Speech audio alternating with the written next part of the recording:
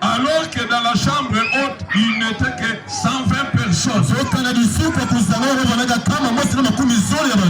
Mais à l'époque où les gens aimaient la parole de Dieu, à une seule prédication de Pierre, on a baptisé 2800, si c'est 820.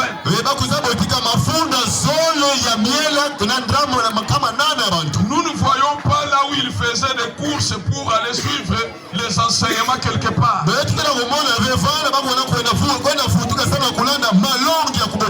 Mais ils ont accepté Christ. Et ils ont compris que c'est lui qui est le pardon de nos péchés. Sur les champs, ceux qui ont accepté, ils ont été baptisés. Amen. Pourquoi pas vous, mon frère? Pourquoi pas vous, ma soeur? Chacun a son jour. Nous l'avons suivi hier.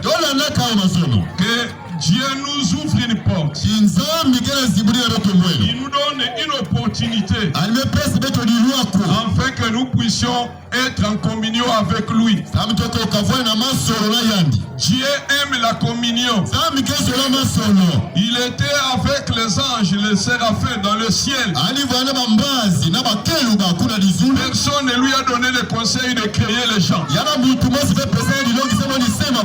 Mais s'il a créé Adam et Ève, parce qu'il voulait avoir une famille, un peuple qu'il appelle que ça c'est mon peuple, un peuple qui l'écoute, un peuple qui obéit à sa parole. Soyez heureux ce soir d'être parmi ces gens-là.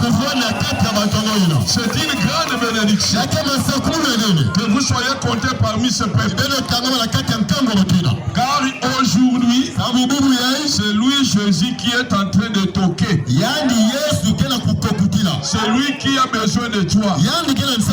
Il veut te parler. Il veut communier avec toi. Il dit, je suis à la porte. Je frappe. Si quelqu'un entend ma voix, j'entrerai chez lui. Remarquez un peu, frère. Un grand homme qui entre chez toi. Un grand commerçant. Un grand chef. Il a beaucoup de moyens. Crois-tu que quand il entre chez toi, il va sortir comme ça?